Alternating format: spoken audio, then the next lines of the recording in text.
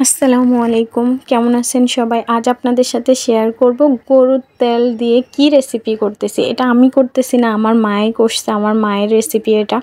তো ওনারাই ভিডিও করছে ছোট বোন সহ, আমি জাস্ট এডিট করে ভয়েসটা দিচ্ছি।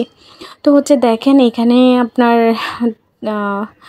মশলাগুলো দিয়ে আপনার পেঁয়াজ কাঁচামরিচ এগুলো দিয়ে এগুলোকে ফ্রাই করতেছে। আপনারা যদি একবার এভাবে রান্না করে দেখেন, এটা হচ্ছে পানি খিচুড়ি আপনার গরুর তেল দিয়ে করা, তাহলে আপনারা আর গরুর তেলকে অবহেলা না করে খুব যত্ন সহকারে রাখবেন, যত্ন সহকারে রান্না করবেন, কথা দিচ্ছি আমি। তো দেখেন তেলগুলোকে আপনার মশলার মধ্যে দিয়ে তেলগুলোকে কষিয়ে নিচ্ছে।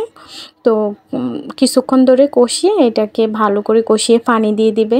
তো দেখেন এই পর্যায়ে যখন আসছে, তেল উঠছে, তখন আপনার এটার সাথে মিক্স করছে পানিটাকে দিয়েও আবার আপনার হচ্ছে লং টাইম কষিয়ে নিয়েছে। দেখেন যখন পানিটা শেষ পর্যায়ে এসে এই পর্যায়ে চলে আসছে, তখন এখানে মিক্স করতে হচ্ছে আলুটাকে দিয়েও আবার কষাবে, কষিয়ে তারপর আপনার হচ্ছে চাউলগুলোকে অ্যাড করবে। এখানে চাউল আর ডাউলটা মা ধুয়ে আপনার রেখে দিয়েছে, সেটাকে আপনার এটার সাথে অ্যাড করবে। মা এলাচি আপনার তেজপাতা এগুলো দিয়ে দিয়েছিল, কিন্তু প্রথমে মনে নেই, পরে দিয়েছে। তো সেটাকে আসলে ভিডিওতে ক্যাপচার করতে ভুলে গেছে।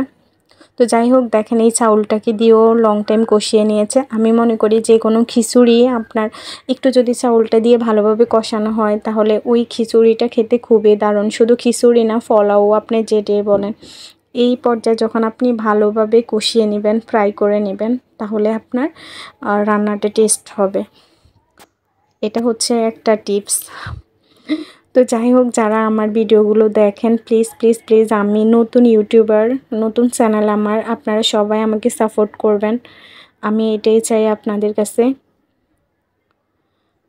তো হচ্ছে যে দেখেন পানি বেশি দিয়ে দিয়েছে, কারণ এটা পানি খিচুড়ি হবে, তাই পানিটা একটু বেশি দিয়েছে। বলক আসার পরে এই পর্যায়ে চলে আসছে। তো হচ্ছে যেটা কথা বলতে বলতে দেখেন আমার রান্নার শেষ পর্যায়ে আমি চলে আসছি। একবার খেয়ে দেখতে পারেন কতটা টেস্ট হয়।